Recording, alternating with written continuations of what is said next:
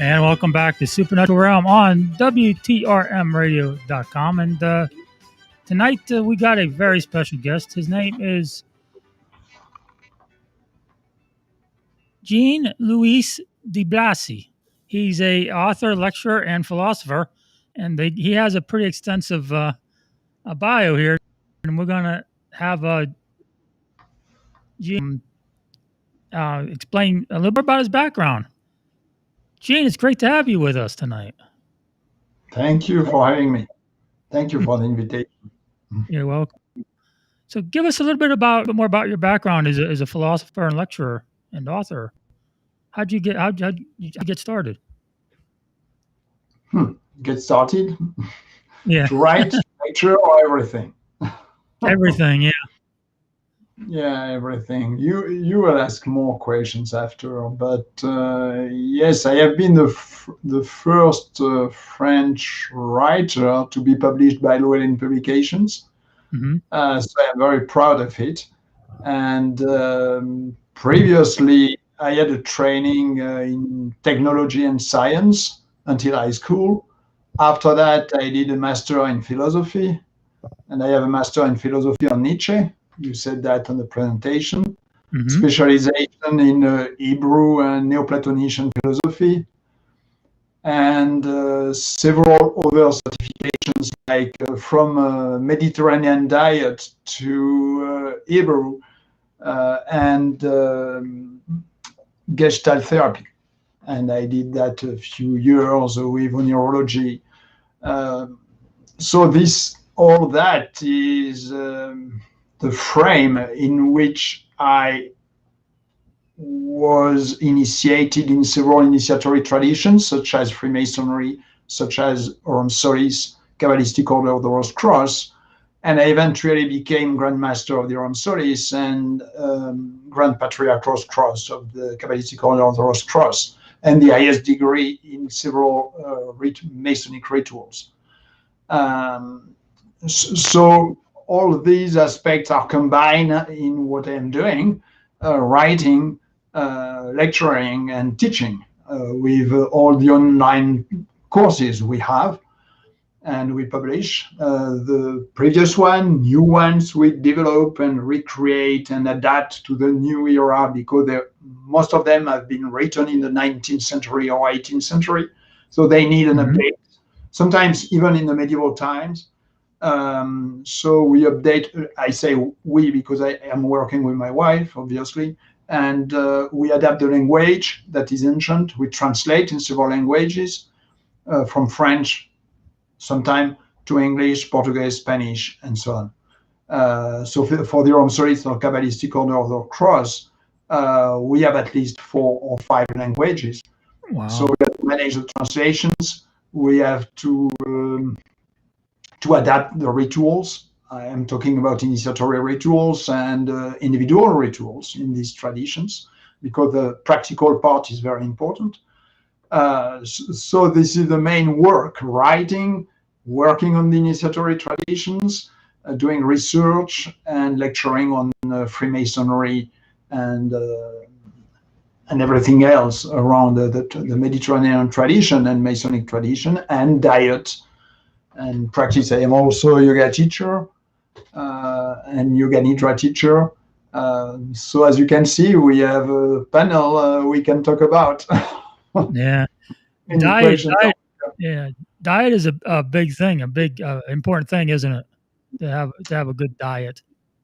Yes, and we cannot imagine any kind of spirituality, any kind of initiatory training without talking about your body, physical body, diet, and purification. Mm-hmm. And if you do not place this foundation, you will be very soon unbalanced in your mind and body and everything. So in these Mediterranean traditions, the body part is important. Workout is important, diet is important, and after that you can do whatever you want, practice rituals and so on. Be vegetarian or not, vegan or not. Of course, we recommend several things, very precise. And there are crazy diets too. So we are trying to do our best to give good advices, and sometimes individual, sometimes for everyone, because there are many things are obvious, but not for everyone. Yeah. Balance is important too, isn't it, Gene? You got Yeah, everything. yeah, we are talking all the time about that because in the Mediterranean tradition, theurgic tradition, magic tradition coming from Greece or Egypt and so on, some groups were in the past fully vegetarian, like Pythagoreanism or Orphism. They were focused on vegetarianism. In the rebirth in the 19th century in Europe, several was inspired by this tradition and continued to be fully vegetarians. I have been for at least 20 years.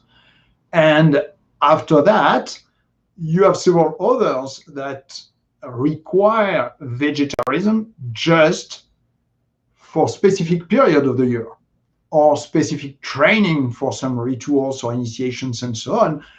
And the rest of the time, you eat organic, as pure as possible, and but whatever you want. Trying to find a good balance, an open mind, and mainly trying to be aware of your body and see what is the best for you. And you experiment. For some people, this kind of meat or this kind of vegetable is not good. For others, it will be good, depending. So we have an approach that is very experimental and scientific. Some things are really bad for the body. Some are bad just for you. And we have to experiment that. But as I said, in this process, that is initiatory, this initiatory process, we give a very important place for the body, the physical body. We cannot imagine doing theurgy, magic, or anything else if you do not think about your body, if you do not accept your physical body. And this is a vehicle, but this is a vehicle we have to take care of and be proud of it. It doesn't matter the shape we have. We have to deal with it. Meditation is very important for that too, right? Depending what you call meditation. Because I told you that I am a yoga teacher, my wife too. And yes, you can meditate as a Buddhist something, like you, or Zen meditation. You sit, you close your eyes and you do nothing. You try, do not think about anything. Or you can also meditate while walking. I love hiking. This is a very good meditative process. So you hike in silence and without listening radio or anything, just nature around you. And you will focus and you will reach a kind of state of consciousness that you cannot achieve if you sit and do nothing. So this is meditation is important, but not just the static meditation. I mean, physical static meditation. Right. And a very important part in rituals and meditation and yoga and so on is to the control and the mastering of breathing. And this is paramount everywhere. You really must be aware of the breathing and master this process. Because when you do, as we are teaching, invocations, declamations, this kind of thing that we do in theurgy, for example, in initiatory rituals, in order to make what you do efficient, you need to connect to 2 or 3 things. First, breathing. Second, visualization. And third, focus. So if you use just visualization and badly, it doesn't work. If you use just breathing, it doesn't work. But if you combine all these aspects with a very precise and progressive training, yes, in this case, you can achieve very interesting processes. And this is the same when you are doing a workout or when you are hiking or running, biking, and so on. Of course, you do that for leisure or pleasure, but in the same time, if you integrate that in a spiritual or esoteric process, it helps a lot.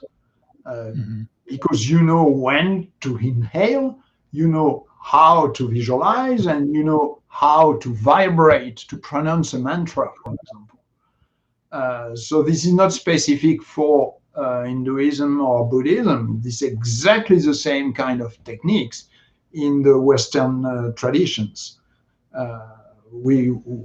So the students that are trained in these schools for the Onsolis, for example, they are the training combine all these aspects. So you have ritual processes, but in the same time, there are an opportunity for you to learn how to visualize, how to breathe, how to pronounce a mantra, and so on, until you can combine all these aspects in a specific ritual to obtain or to reach a specific goal. So this is coming from a long time ago. We keep these traditions alive, update the language, update the explanation, use video, and obviously in ancient Greece or Egypt they didn't use it. So we use all these aspects, but for the same goal, to achieve the same goal, to help the mastering of these aspects and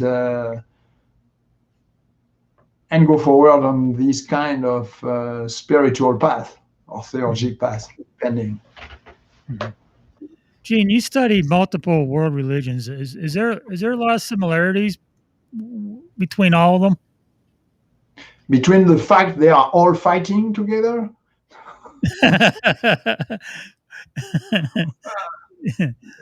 I don't know. I don't know about it. I am very, very cautious against established political religion. Okay.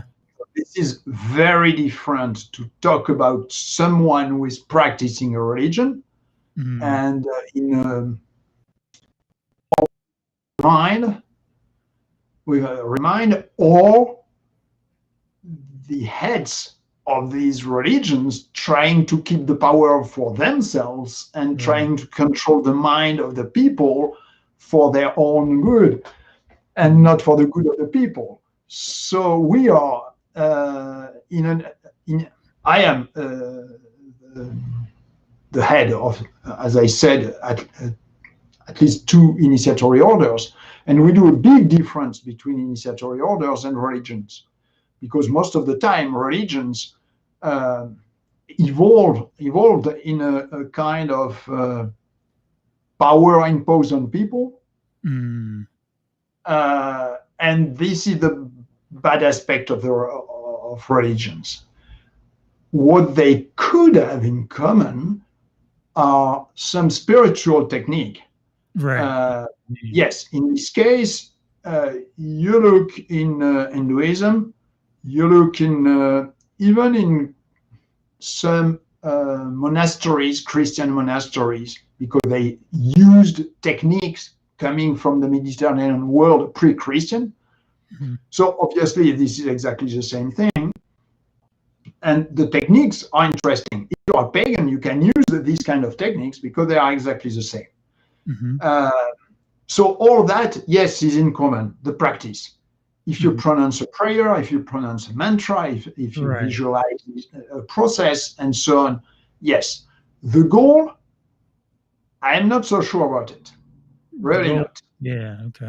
Because the goal of the monotheistic religions and the goal of polytheistic religions or pagan religions are not the same. They are different. If you ask me the goal between Christianity, Islam, or Judaism, yes, this is a common goal. But can you combine this with witchcraft or paganism or Wicca? I don't think so. They are even incompatible with on many aspects, really. Let's say you can go sky-clad practicing a Wicca ritual. You can not go at church like that today. I don't think so.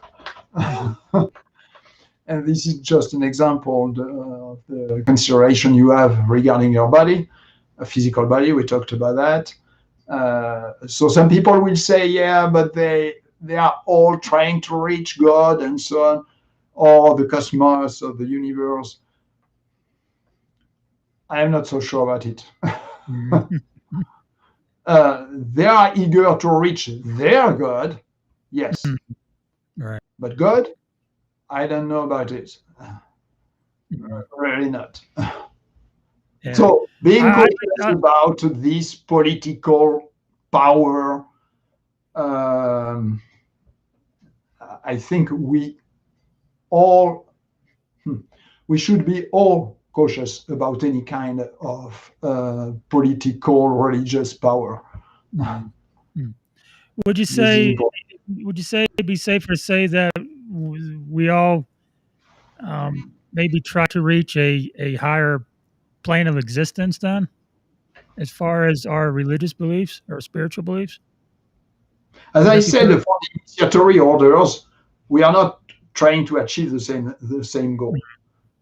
If I take the example of the Orm Solis, the translation could be the order, and the name is Gold of the Sun. So kind of tradition linked to the cult of the sun, to the sun. We are not trying we're not trying to reach or to meet gods and goddesses just for the fact to meet them. The idea is very Orphic and Platonician. And the idea is simple. That means we believe that we have a soul, a kind of spiritual part of our body. And this soul, when we were born, descended in the body. So we are a combination, to be simple, of a physical body and invisible body, which is immortal. And through reincarnations, we are going from one body to the other, but not randomly, progressively. So the goal is to master our mind, to be able to die in full awareness, and to not lost what we learn in this life, and be able to decide where we go after. So the main goal of the training is this one. So we don't try to go in a paradise, in heaven, or anything like that. So we work with gods and goddesses and divine powers and so on. Yes, do it, but not as a final goal. That means if you train your body to go on the other world, in this case, you try to master all your psychic abilities. You need, this is part of your toolbox. You have several things. We talked about the physical body, but in the same time, you have psychic abilities. So you have energy, you have the power of visualization, you have the power of the words, mantra, and so on. And to achieve this process, you need to master all these tools. So to learn how to use it, but not for the fact, develop telepathy for what? Just listen to the neighbor? I don't know, maybe not. But to help you to be aware of the invisible world, yes. In this case, this is important. So they are all combined to achieve this supreme goal. So to come back on what we call the path of the return, you return to the spiritual world. So you don't go to the spiritual world, you return to it because you have been there, you are now here, and you will hopefully come back to it in full awareness. Mm-hmm. If not, you lose your mind, you forget everything, and you are back without any memory, Mm-hmm. which is not the best. Can you imagine every day, and there are diseases like that, every day you wake up and you forget what you did previous day. Yeah. Most of the people around us are exactly in this situation if you consider the days as lives. They come back to a new life and they forget everything about the previous lives. Mm. So they have to do it again and again and again without learning anything. So the goal of the Western initiation is to train you to not forget. Mm-hmm. And like that to progress, at least. If not, okay, enjoy the ride and enjoy the life, and that's it. And don't worry about anything spiritual. Gene, the experiences that you experience in this life, do they possibly prepare you for what's to come in the next life once you are reincarnated and brought back to this reality? Can you repeat the question? Yeah. Regarding the experience in this life, The what you the said? experiences that you have in this life, um, are they lessons or things that you need to learn for the next life when you return, Yeah, or does it prepare you for the I next life? think so. Yes, yes, a lot. A lot. Why? Because the first step is always purification. Mm-hmm. This is true in the Eastern traditions. This is true in the Western traditions too. Um, if you want to achieve something and to learn something, as you said, first step is purification, Mm-hmm. physical purification and moral purification, and so on. So if we do not do that, we are not starting on a very strong foundation. Mm-hmm. So what we have to learn is how to build. In fact, I said that I wrote several books, and I will continue about Freemasonry. And this is like a building. You are learning how to build the foundation. Foundation Mm-hmm. physical body, but in the same time, you have we talked about diets already, and you need something strong and stable. After that, you build something. And the hope, the goal is to learn from what you are doing every day. Mm-hmm. Uh, Being able uh, to not do the mistakes twice, to learn from your experience, and to know, beside that, to know how to build a spiritual vehicle. Can you? I am very often using this image, saying, "Okay, we are interested by the spiritual, invisible world, and so on, to know how it works." But the best thing, and we train in this in the initiatory orders, such as the Ramses, we train to say, "Okay, don't believe the people talking about invisible world. We are not trying to teach you what you could discover in this invisible world. We are teaching you the way to go yourself and to see what is this spiritual world, invisible world." So this is exactly shamanistic. Uh, we don't say this is the description of the world. We say this is a technique that will help you to go by yourself, experiment, and see what is on the other side. Uh, and always with the mind that we must survive Mm-hmm. to ourselves, to our life. So you should, in shamanism, this exactly, we have a part that is in Neuron Solid that is Druidic and shamanistic. And the goal is exactly this one, to travel between the worlds in full awareness. If you decide to go on the other world, invisible world, you go. When you decide to come back, you come back. Simple like that. You open the door, you close the door. But not being delusional. This is why you need this kind of initiatory process in which someone who already did the experience will tell you, no, you are delusional. This is not real. So you need someone who can, a shaman or a master, who can tell you if what you just experimented is real or not.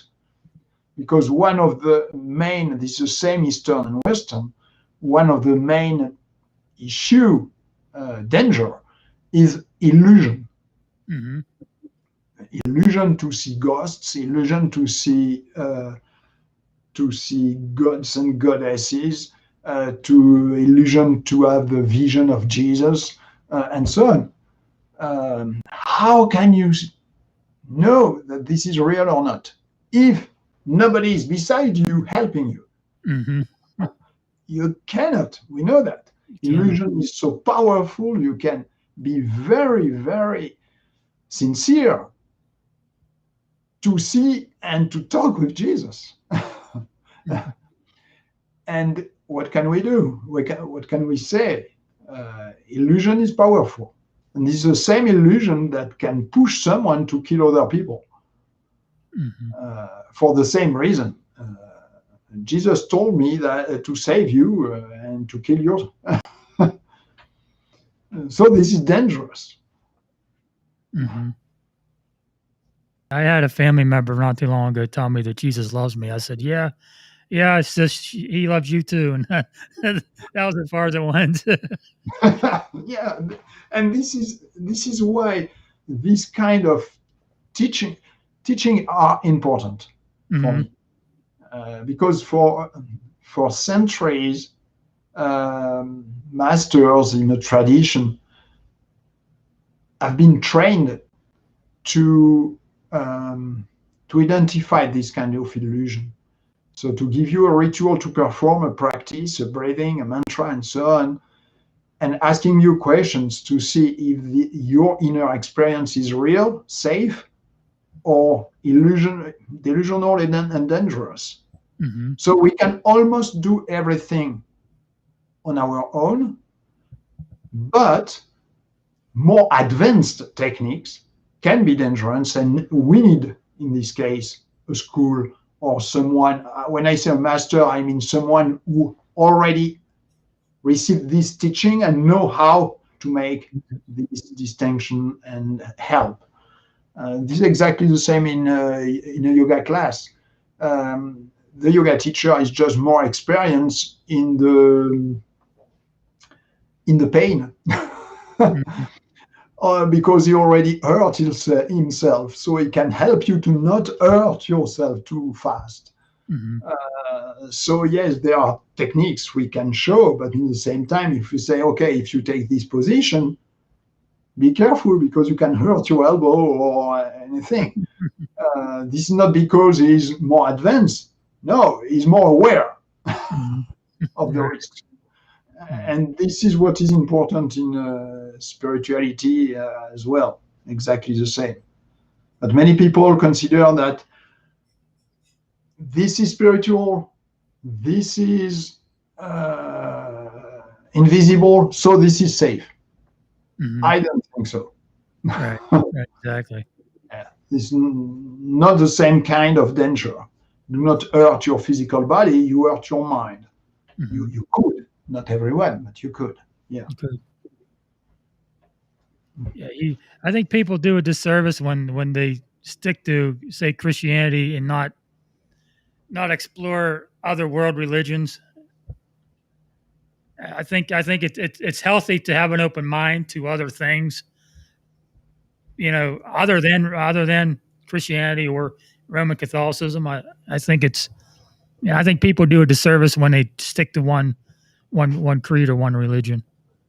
Yes, and this is easy if you are just open to other people, open Mhm. to the world, Right. and just being curious. Hmm.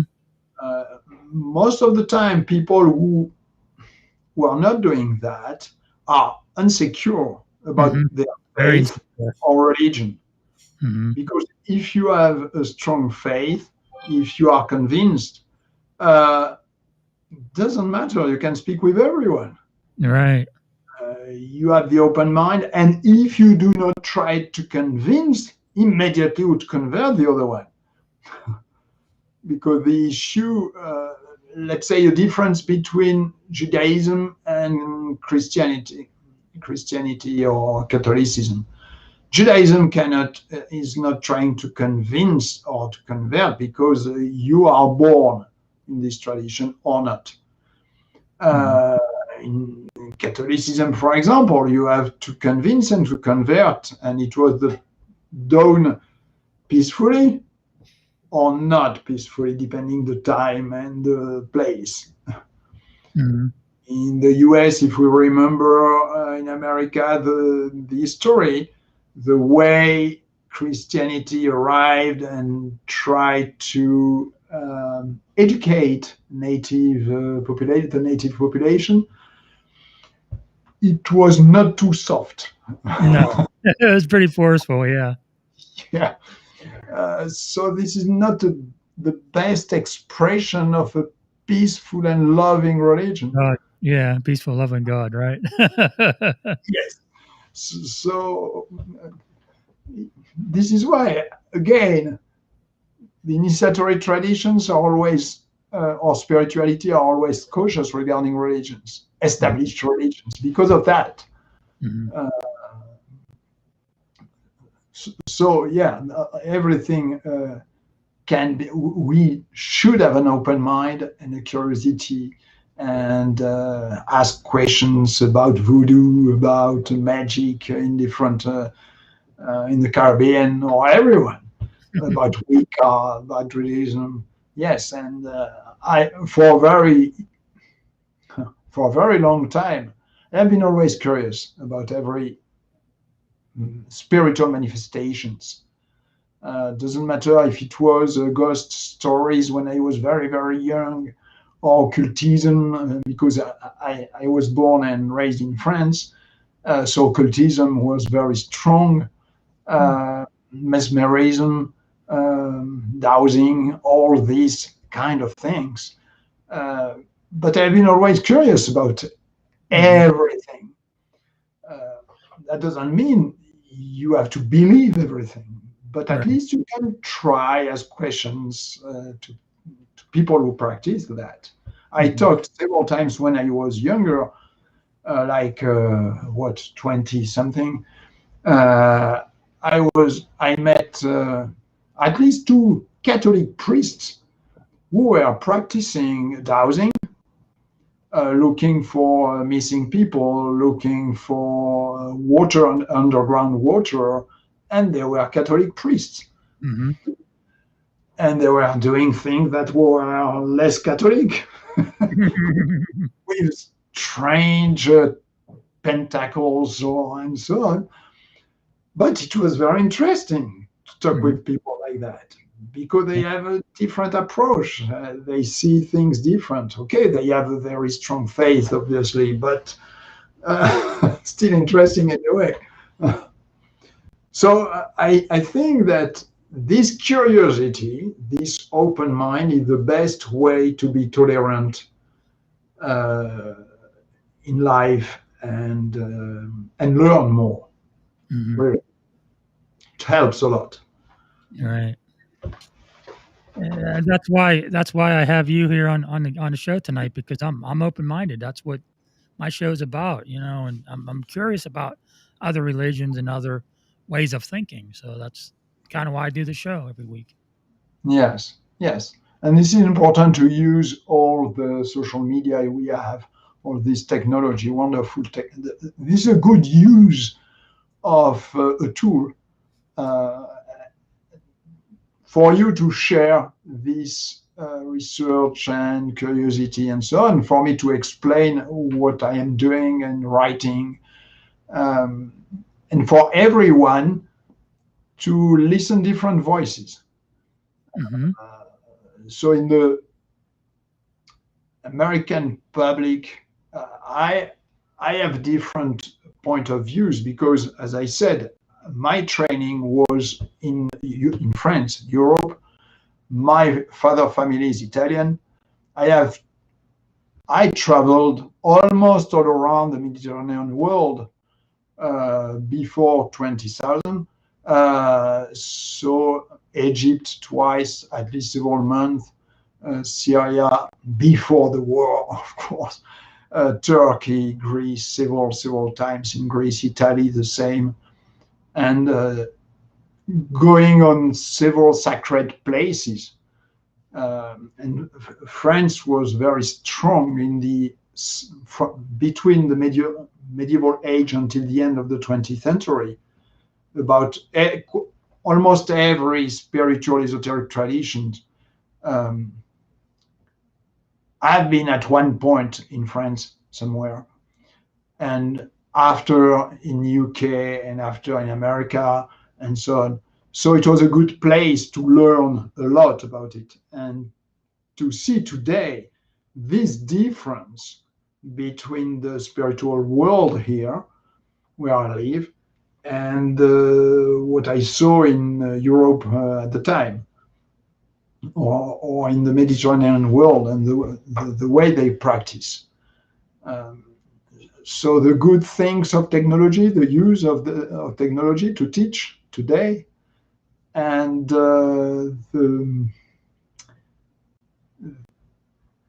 the power of ancient sites. Right. We, you know that religions are talking about pilgrimage and this kind of thing. Hmm. And when we are using this word, we are always thinking about a pilgrimage like a Christian pilgrimage or Hebrew and so on. We are not talking about paganism, for example, Right. or tradition, or this is a case. This is exactly the same thing. When you go, when I traveled to, let's say in Syria, it was 1995 or something like that.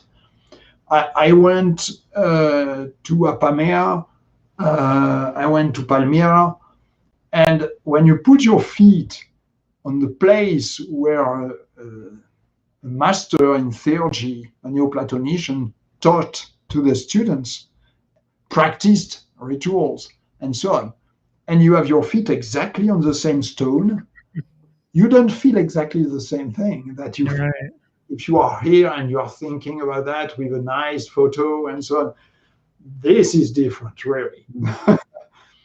in, a, in an Egyptian temple and spend a day into it, just in a room by yourself with nobody around and a nice stone altar and nobody with you, things are different too. Your inner experience is different. Mm. You can certainly feel the energy, can't you, in those places? Yes, yes, and the energy of the place, the Hmm. memory of the stone. And in the same time, I love to say that these places are full of ghosts Hmm. in a good sense. Hmm. And if you have been trained or if you are aware of it, you open your mind and you have just to feel and listen. you are you are pushed in a way you you are transformed. In fact, Hmm. even if you can just doing nothing. Just you talked about meditation a moment ago, but Right. this is a kind of um, op-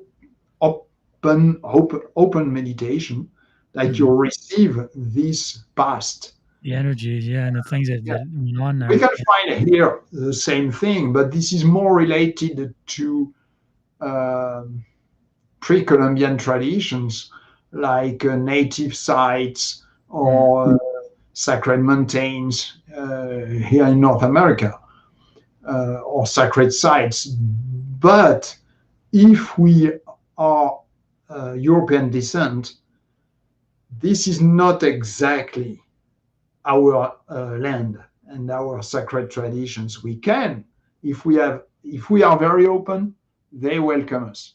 Mm-hmm. I experimented that, and this is true, and there is no issue about it. Even the land, even the gods and the elements welcome you. Mm-hmm. But if your ancestors came from a specific place far in the past, you are connected to these lands anyway, through your, not through your soul, but through the memory of your body. Mm-hmm. Combination of both.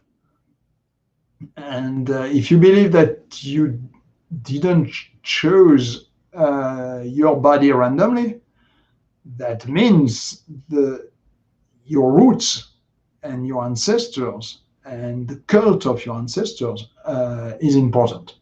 Mm-hmm.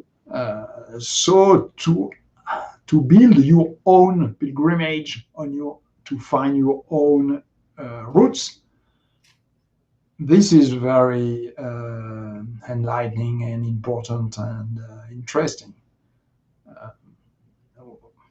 When someone say, "Oh, my family was," I am Wicca, I am pagan, and so on, and my family was Christian. So if I come back, they were Christian.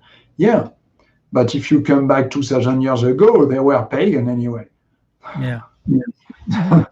So, so until when you come back like that?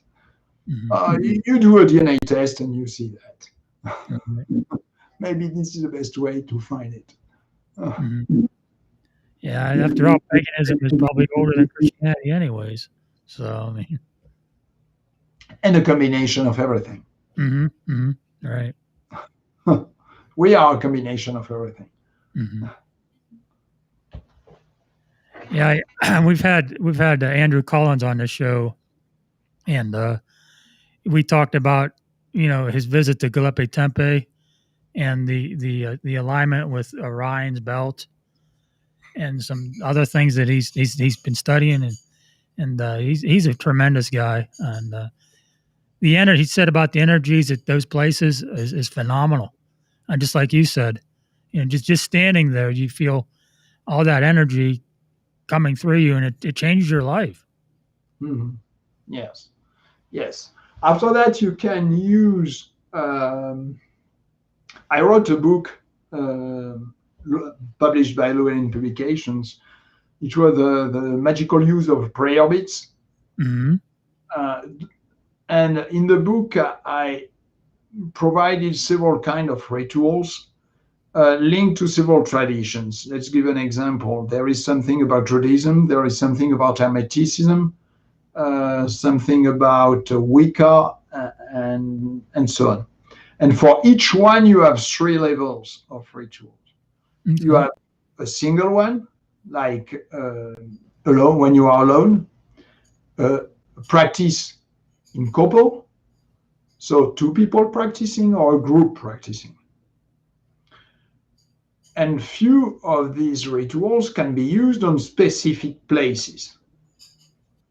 So let's say you go to a place like, let's choose Italy, for example, and you take just a prayer bead.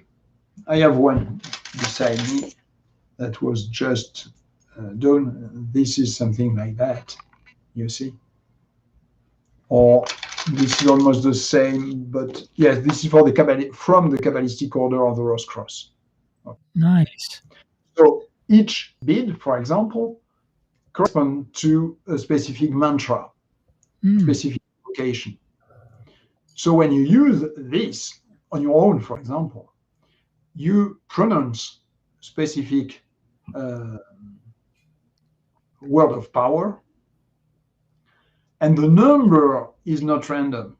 Every number is significant. In this case, if I'm correct, 1, 2, 3, 4, 5, 6, 7, 8, 9. This is because this is a prayer bead linked to the Kabbalistic tradition. and there are nine levels of angels. So each part corresponds to one of it, plus 4 here, and 4 the angels of the 4 directions. So you start to invoke the 4 directions, and after you go from one level to another, reaching the higher, you use the middle to do something, and you come back and descend again. So if you use that at home with a ritual given in the book, The Magical Use of Prayer Beads, you reach a specific state of consciousness because you have the pronunciation, you have the meditation, you have the visualization. But suppose you decide to say, okay, I will use this one and I will go to a specific place. And you do exactly the same practice, but in a specific place. In this case, the energy of the site is increased. Right. And not increased, but we believe that there are invisible doors, gates, and you have a threshold. And the gate is, most of the time, to the invisible world, the gate is closed. In order to open it, you need to know the passwords, the pronunciations of the passwords, the movements, and so on. So if I give you all these explanations, you go to the site, you use the prayer bead, you use the technique, and the gate is open. And at this point, you can cross the threshold, or invisible powers can cross the threshold. If you do not do that, you will feel the energy. But you are not able to cross the worlds. To do that, you need to achieve something else. And everything is significant.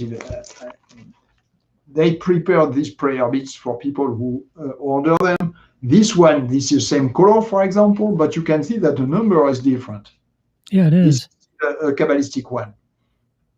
Because you have, as you can see, Hebrew words on it. So, for example, you have 5 sequences of 10. Okay. And if you remember 5 points, this is a pentagram. Right.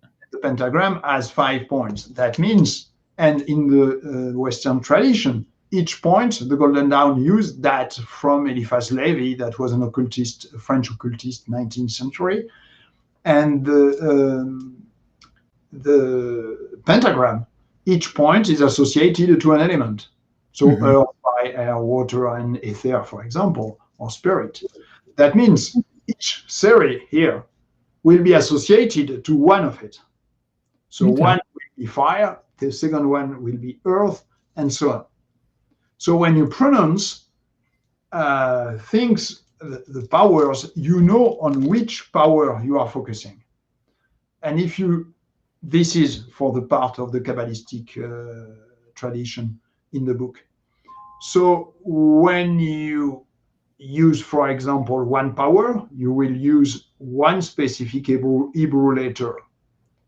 So you will visualize this letter when you pronounce the mantra. And a specific part of your physical body. Let's say you have 5 letters, Yod, He, Shin, Vav, He in Kabbalah, and the Yod will be the left, let's say the left foot. So when you will pronounce several mantras, you will visualize specific thing on your foot. And so doing that, you will activate the energy in your body, and you will activate the invisible energies, and there is a kind of link connection to your physical body. So there are several practices, and if you go to the Hermetic tradition, the color of the beads is different. Usually we are using turquoise, blue turquoise. The number is rooted on not on 7 or 5, but on 8, and so on. So these techniques are very interesting because what you said about the feeling the power of specific place, Right. uh, as I said, you can use specific place to cross a threshold and go on the other side Mm-hmm. and meet the people who were there, and Nice. their spirit is still there, and you can find it. So I am very I am a strong user of rituals, and I teach rituals because they are tools you can Mm-hmm. use. Mm-hmm. So if you use properly a tool, you can do a lot of things, and very good and very powerful, more than just a meditation. Let's imagine you are facing a closed door. If you want to open the door, um, visualization is not enough. You cannot go through the door just by visualization. If someone gives Right. you a key, this is faster. And if someone gives you the good key, the correct Yeah, one, that's even even better. even better. And if you go on your own, you will try to make several keys and try a long time to find a way to make a good key and to open finally the door. I have been always a fan of finding someone who give me the correct key immediately. Mm-hmm. It's faster. I'm lazy on this point. Yeah. Yeah, the older we get, the lazier we If I are. have a closed door, please give me the correct key, and that's it. Mhm. Instead, trying to recreate the wheel, and Mhm. no, I like faster things and easiest things. Mhm. Wow, it's been great talking to you, Gene. And is there anything else that you'd like to cover during this show tonight? Have you any question? It's just fascinating listening to you. Um, you're in your bio. You mentioned Plato. Does your religion go back to Plato? Is that where it starts, or does it start before Plato? Or I don't even know if I have a religion today. I don't know. Mhm. I, I can say that I am pagan, of course, but if you ask me, I will say that I am a philosopher before Mhm. before everything. So yes, the tradition I belong to, the tradition, the Hermetic tradition of the Rome Solis, is was born at the time, um, at the end of the Egyptian civilization. Okay. When Greeks were in Egypt, it was the Ptolemaic Egyptian Ptolemaic, and at this time, you had in Alexandria these people meeting and trying to do exactly what we are doing today, Mhm. sharing their beliefs, sharing what they found, sharing their research, philosophical, scientific, and so on. And it was during a few hundreds of years a very wonderful place with a huge library, uh, the library in Alexandria. And the Hermetic tradition was born at this time. So when you say you are pagan, that means, or philosopher, it was a way to say, I want to investigate Mm. everything, Mhm. Yeah. to question everything. Mhm. And beside that, of course, the conviction of the school of mysteries in the Western world have been a belief in metempsychosis or reincarnation, but as a way to progress, as a way to perfect yourself, and to give you the opportunity from a life to another one to improve who you are and your soul and so on. Um, so this is the belief I have. Is it a religion? I don't know, but a philosophical practice to question everything and to learn from our master, because they started to to write from Plato Mm. until they have been killed by the peaceful and loving Christianity. So they have been eliminated, and they survived, and this tradition survived through the schools of mysteries and through the secrecy. It was the only way to keep alive this kind of knowledge and this kind of spiritual practice. So this is amazing to see that a philosophical tradition, this Neoplatonician and theurgic tradition, had two layers, in fact, one visible, philosophical, and one not visible, school of mysteries. And we are the heir of this kind of lineage. And today is exactly as in the past, plus the social media and technology. So we love that. Mm-hmm. Yeah. So it could be my answer for religion. Yeah, it definitely helps get your beliefs and your religion out there for sure with this technology we have now. Yes, exactly. But you know,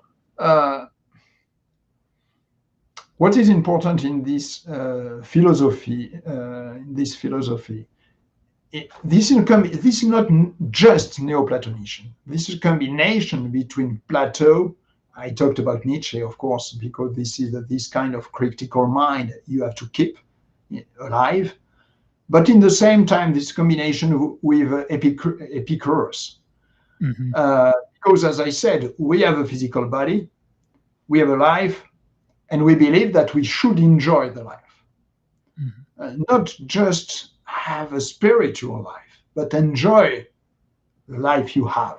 Enjoy your food, enjoy a good drink, enjoy a hike or travel or journey and so on. So enjoy what you are doing and plus doing the spiritual work. Mm-hmm. So if you are always trying to feel pain, this is not our philosophy.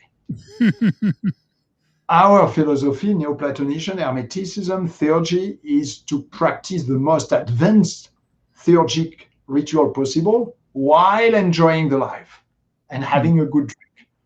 Right. And if you need a specific diet to achieve a specific ritual for a week or a month, you do it. Mm-hmm. If you have to be vegetarian during a month because you need to be purified from everything else, you do it. But Mm-hmm. after the month's done, you have a drink.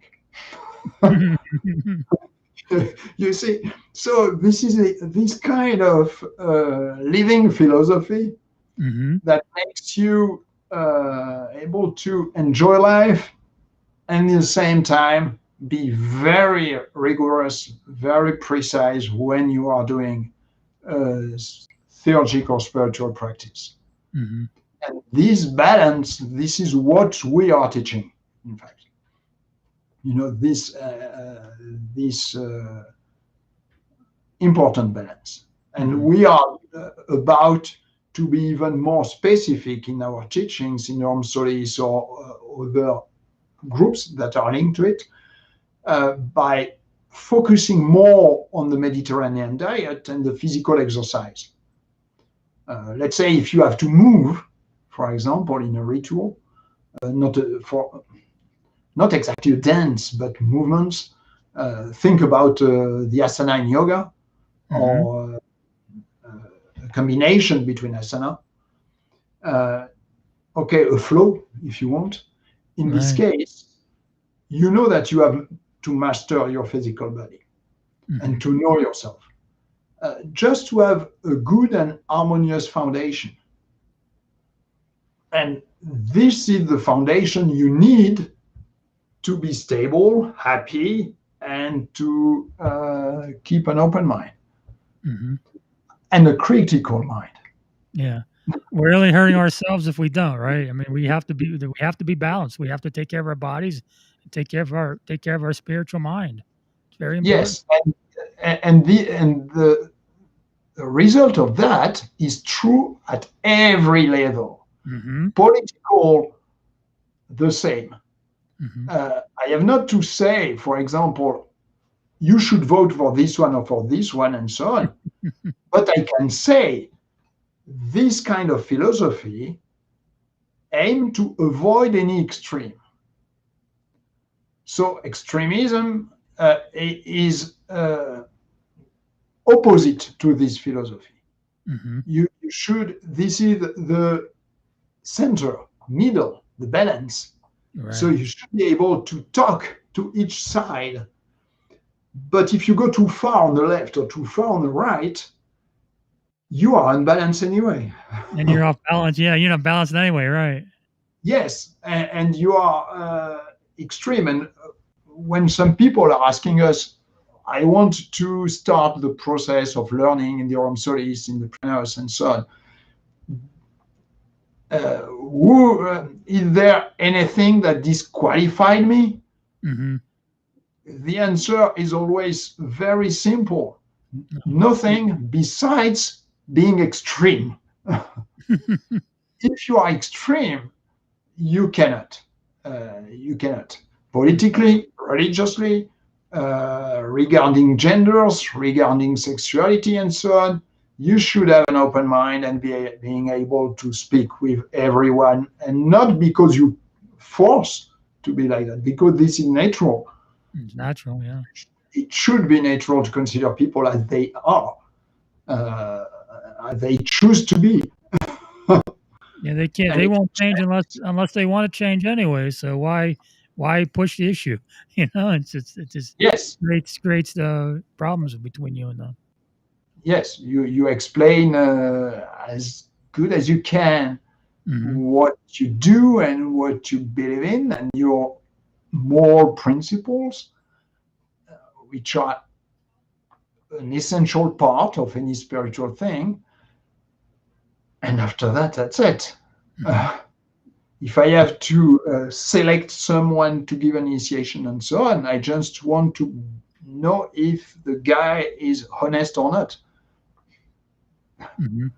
Then that good man or good woman or not. That's it. Right. Nothing more. This is too simple, you think? I don't think so. I mean, it's I'm just learning all this, and it's phenomenal and it's educational to be able to talk to you. I never knew about your philosophy before, and I've learned a lot this last hour or so. Thank you. Thank you. I don't know how long should last the discussion, but you are in charge for that. Mhm. You tell me. Yeah, we can go a little, maybe another 20 minutes. We could end the show now. I mean, if you want, it's up to you. What's the best for you? If you have any questions more, yes, I can try to answer it.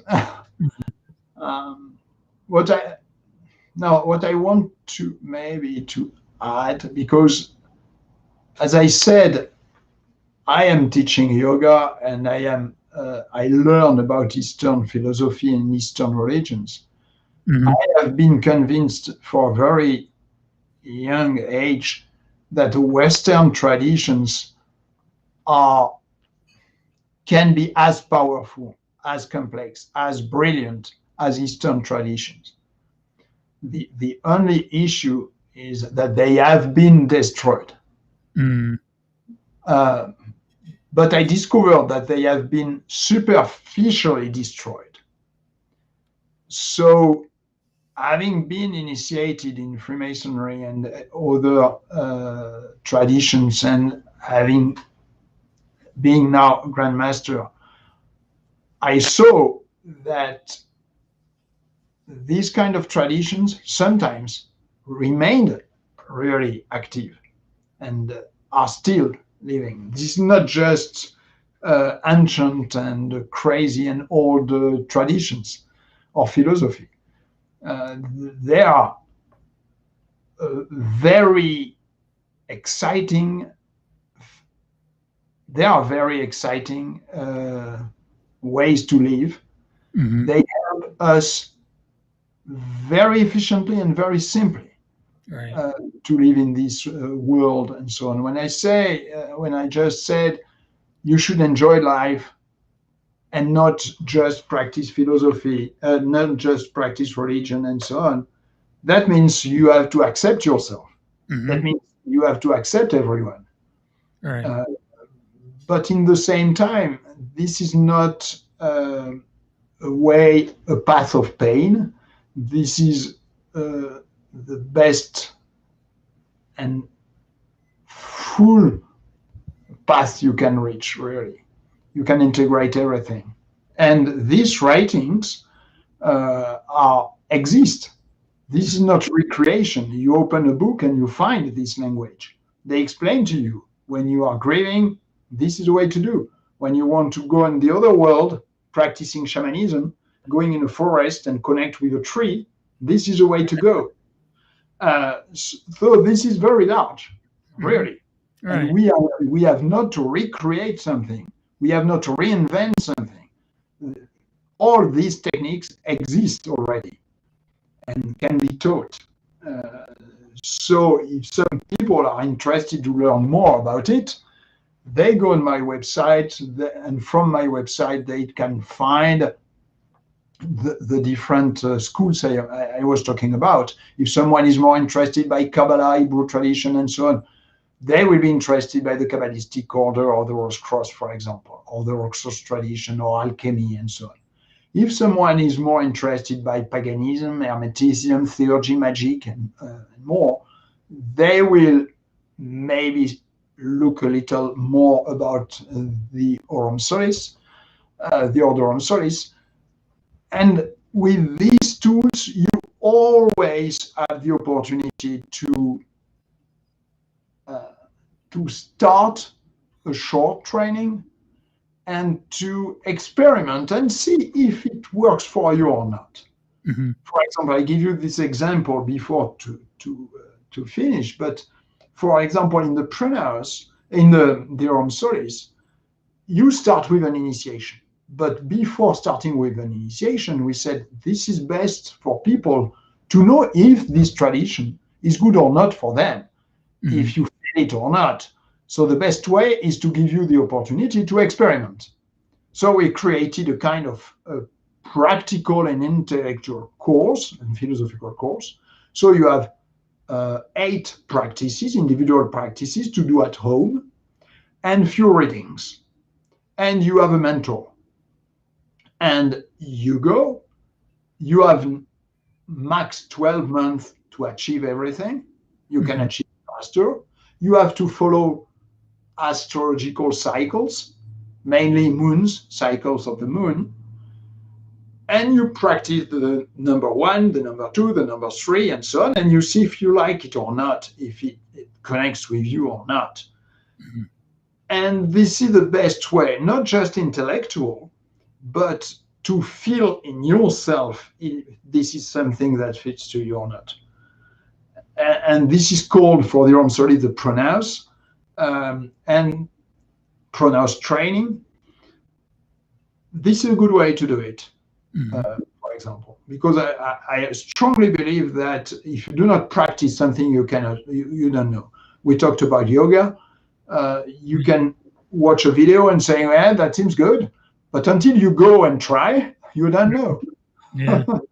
And you have to try several times. The same for any kind of workout. You go and you try. Hmm. If you like it, you continue. Right. And for me, spirituality and esotericism is exactly the same. Hmm. So you can go on my website. Maybe you will be able to share the link of the website Sure. after. Sure. Uh, Definitely will do that. I give you this is myname.org on Facebook. And after that, try it. But discover the Western tradition. Discovering the Western tradition is really essential. And you will see something that is amazing. You will Hmm. see that a lot of things that people are talking about today, like ghosts, angels, visualization, healing, Hmm. everything, everything was already and is still already present in these kind of traditions and Mhm. used for a very long time. But more discreet. Right. Right. Yeah, it's not exactly the same kind of presentation, but everything is inside already. So Mhm. this is good to discover all that. Yeah. It's neat that you show me those prayer beads because my mom and I actually make malas and Catholic rosaries, and Exactly. we make all kind of religious jewelry and prayer beads. Sure. Yes. And I am talking about that in the book, Magical Use of Prayer Beads, Wow. because my grandmother on the father side Mhm. was Catholic and Italian, and very, very Catholic and Italian, and she was using a prayer bead twice a day Wow. all life, and I saw her doing that, Mhm. and maybe from that I discovered the power of the prayer beads and the way to use it, and I, with what I learned and my initiations, uh, I saw the way to use it for more than Mhm. Christian. And just Catholicism, yeah. Yes, and you can do a lot with that, really. Mhm. So Hmm. on the book I wrote called Rediscover the Magic of Gods and Goddesses, this is more about the Aurum Solis and the tradition of the Aurum Solis. So if someone wants to learn more about it, this is the best way to do it. Check the prayer beads, the book of the prayer beads, and Rediscover Magic of Gods and Goddesses. After that, we have a website with several practical courses about Kabbalah or Hermeticism or theology.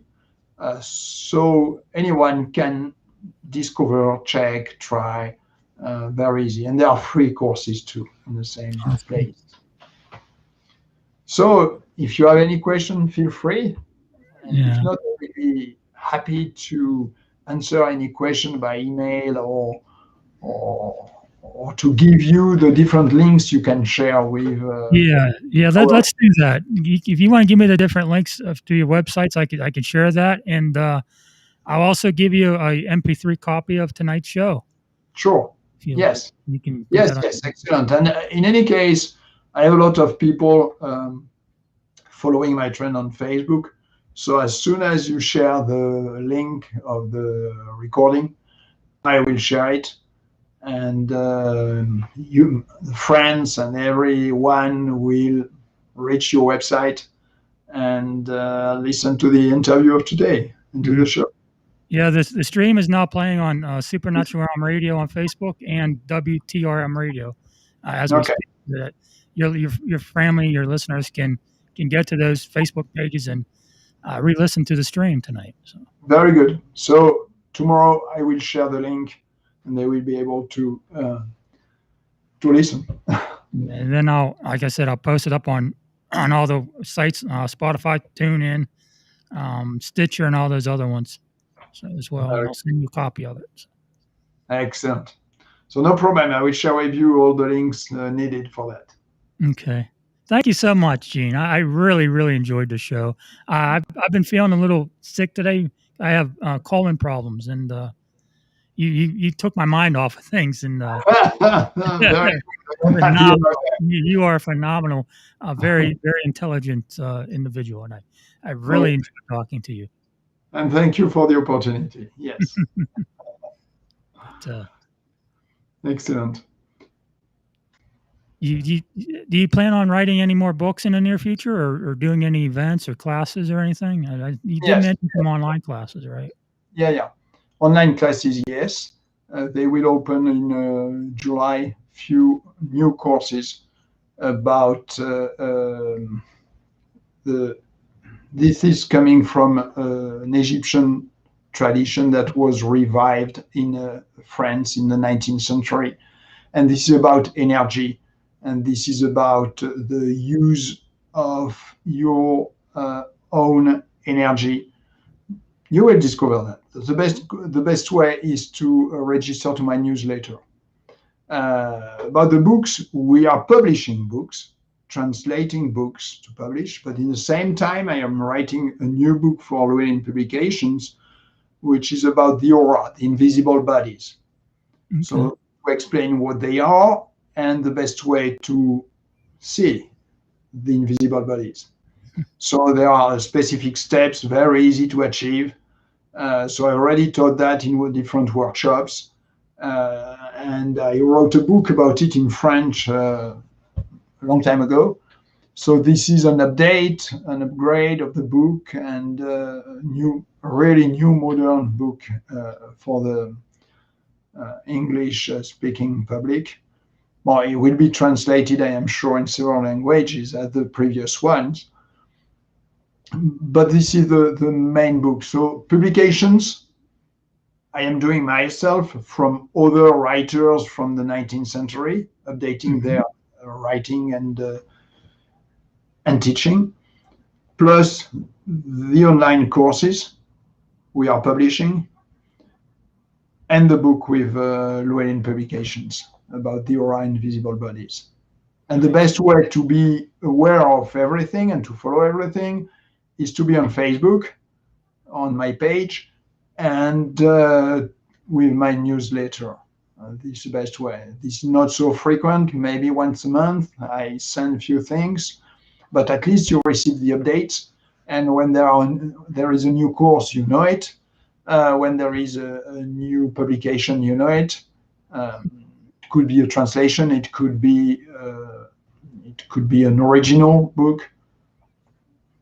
Best way to have everything. Awesome. Thank you so much, Gene. We'll have to have you back at some point. I really enjoyed this. Yes, and this time we will focus. We can choose, for example, I did that in several shows. We can choose a very narrow topic. This is good to have like that, an introduction. Right, get a feel for it, right.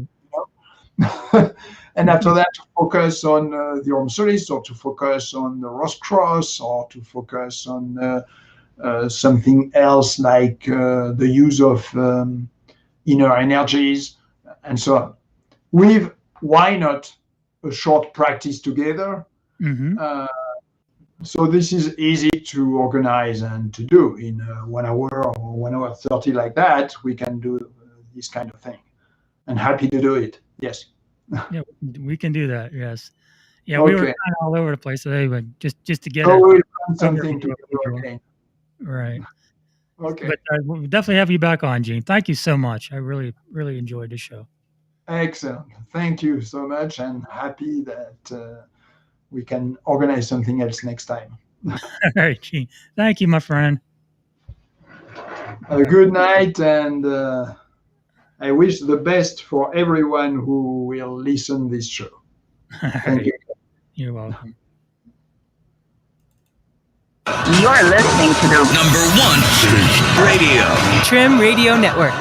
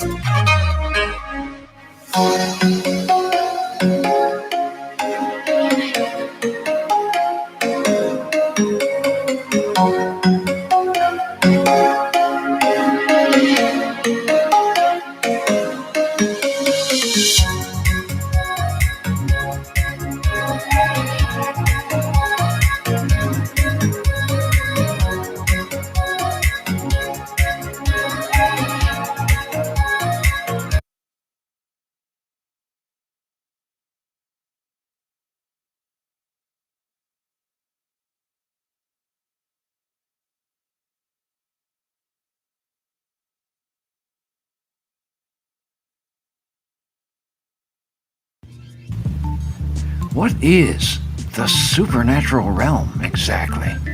Why do people have paranormal or mystical experiences? Is there some science behind it they're not looking at?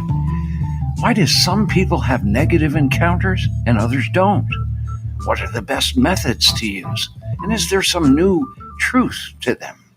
Well, we'll ask these questions on the hit radio show Supernatural Realm with Tim Roxbury, Tuesdays and Thursdays from 7 to 9 p.m. Eastern, with your co-host Chip Reichenthal on occasion, on the Supernatural Realm, Tuesdays and Thursdays, 7 to 9 p.m. Eastern, on the Trim Radio Network, WTRMradio.com, where the truth gets even better.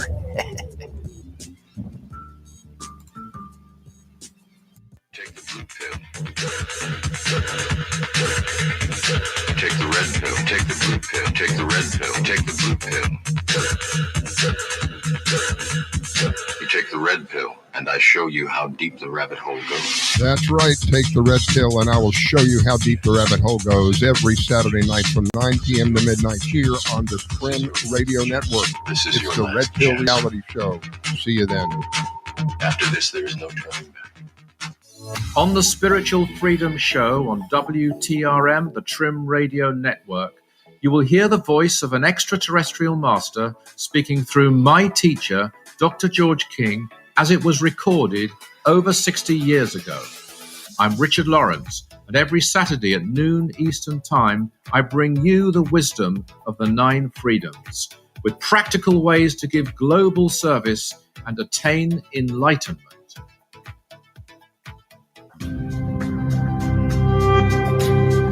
You're listening to the Trim Radio Network. We cut the bull and serve the truth. There are actually ways to look at the paranormal realms without all the fearful stuff, and we'll do that.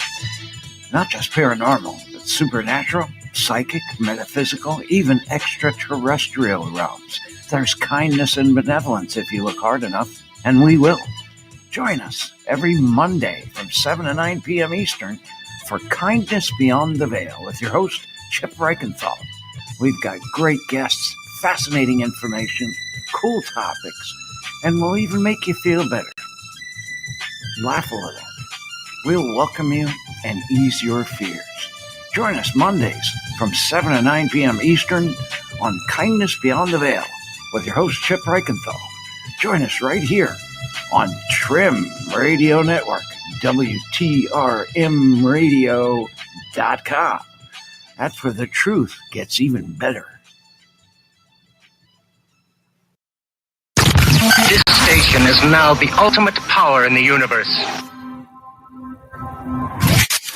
WTRMradio.com, your talk station.